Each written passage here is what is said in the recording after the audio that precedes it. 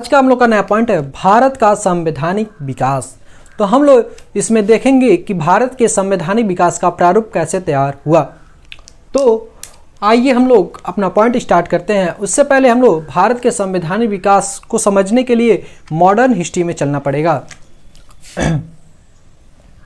देखिए यहाँ बात की जाए 1600 ईस्वी की। 1600 ईस्वी में महारानी एलिजाबेथ प्रथम द्वारा ब्रिटिश ईस्ट इंडिया कंपनी को भारत में व्यापार करने के लिए भेजा गया था। क्या 1600 ईस्वी में ब्रिटिश ईस्ट इंडिया कंपनी, जो कि एक प्राइवेट कंपनी थी, इसे भारत में ब्रिटिश ईस्ट इंडिया कंपनी को व्यापार के लिए भेजा गया था। ठीक, लेकिन भारत में दो युद्ध हुआ, एक बक्सर का युद्ध और पलासी का युद्ध। यहाँ पे पलासी का युद्ध और बक्सर का युद्ध। पलासी का युद्ध हुआ 1757 में और बक्सर का युद्ध 1764 ईस्वी में। भारत में दो युद्ध हुआ, पलासी और बक्सर का युद्ध। इन दोनों युद्ध के बाद जो British east India company Bharat में व्यापार करने के लिए आया था, अब वो व्यापार ना करके भारत पर कब्जा करना चाहता था। क्या भारत पर शासन करना। देखिए यहां पे थोड़ा सा और समझ लिया जाए एक बार दोबारा। तो 1600 ईस्वी में British east India company Bharat में व्यापार करने के लिए आया था, लेकिन भारत में पलासी और बक्सर के युद्ध के बाद ब्रिटिश ईस्ट इंडिया कंपनी अब भारत पर शासन करना चाहता था। अब यहाँ पे भारत के जो पूर्वी साइड थे उस पर शासन करने लगा और ब्रिटेन में भारत से धन को पहुँचाना शुरू कर दिए। भारत से जो धन मिलता था वो अब ब्रिटेन में, ब्रिटिश ईस्ट इंडिया कंपनी के जो अधिकारी थे वो अब ब्रिटेन में धन ले जाना शुरू कर दिए, जिसके कारण ब्रिटेन के लोगों में बहुत तेजी से अराजकता और अव्यवस्था देखना प्रारंभ हो गया, जिसके कारण ब्रिटेन की जो सरकार थी वो इन दोनों के कारण नियम बनाना प्रारंभ कर दिए कि ब्रिटेन में अराजकता और अव्यवस्था ना फैले। ब्रिटेन की जो सरकार थी वो तो चाहती थी कि ब्रिटिश ईस्ट इंडिया कंपनी द्वारा भारत से जो धन है वो ब्रिटेन में आए, लेकिन वो नहीं चाहती थी कि ब्रिटेन के लोगों में अराजकता और अव्यवस्था फैले। इसी को ध्यान में रखते हुए ब्रिटेन की जो सरकार है वो नियम बनाना प्रारंभ कर दिए, और ये जो नियम था वो ब्रिटिश ईस्ट इंडिया कंपनी के माध्यम से भारत पर लागू हो जाया करता था, जिसे एक्ट का नाम दिया गया। और ये जो एक्ट हैं भारत में कई बार आए।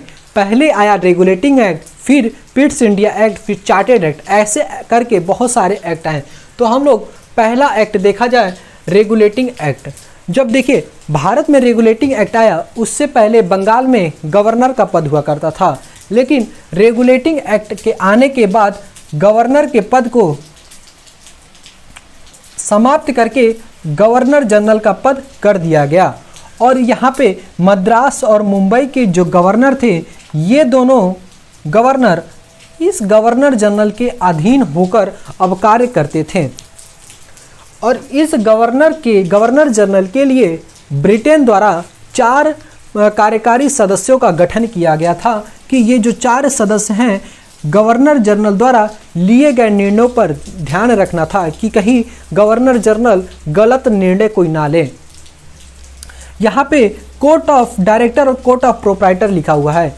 कोर्ट ऑफ प्रोप्राइटर की बात की जाए तो कोर्ट ऑफ प्रोप्राइटर का जो कार्य था वो ब्रिटिश ईस्ट इंडिया कंपनी को लेकर नियम कानून बनाना था, नियम कानून का निर्माण करने का कार्य था। किसका? कोर्ट ऑफ प्रोप्राइटर का। यही बात की जाए कोर्ट ऑफ डायरेक्टर की तो इसमें 24 सदस्य ऐसे थे जो ब्रिटिश ईस्ट इंडिया कंपनी के व्यापार से रिलेटेड व्यवस्था को देखते थे या फिर नियम बनाते थे कि ब्रिटिश ईस्ट इंडिया कंपनी के लिए व्यापार कैसे सही रहेगा। वहीं यहाँ पे बात की जाए 1774 में, इसी रेगुलेटिंग एक्ट के तहत 1774 में कलकत्ता में उच्च न्यायालय की, रेगुलेटिंग एक्ट में 1774 में कोलकाता में उच्च न्यायालय की स्थापना की गई। किसकी? उच्च न्यायालय, उच्च न्यायालय की स्थापना की गई, जिसमें एक मुख्य न्यायाधीश और 3 अन्य न्यायाधीश थे। तो यहाँ पे क्वेश्चन पूछ लेता है कि कलकत्ता का पहला मुख्य न्यायाधीश कौन था, तो उसका नाम एलिजा इम्पे था। तो आप लोग याद रखिएगा, कोलकाता में जो उच्च न्यायालय था उसका मुख्य न्यायाधीश का क्या नाम था, तो एलिजा इम्पे। और यहाँ पे अन्य न्यायाधीशों की बात की जाए तो चैम्बर्स, लीमेस्ट और तीसरा जो हो गया वो हाइड। चैम्बर्स, लीमेस्ट और हाइड, ये जो थे वो 3 अन्य न्यायाधीश थे।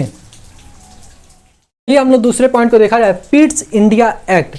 इसकी डेट की बात की जाए तो 1784 में भारत पे आया था और इसकी डेट बात की जाए रेगुलेटिंग एक्ट की तो 1773। यहाँ पे देखिए इन दोनों की तुलना की जाएगी, पिट्स इंडिया एक्ट और रेगुलेटिंग एक्ट की।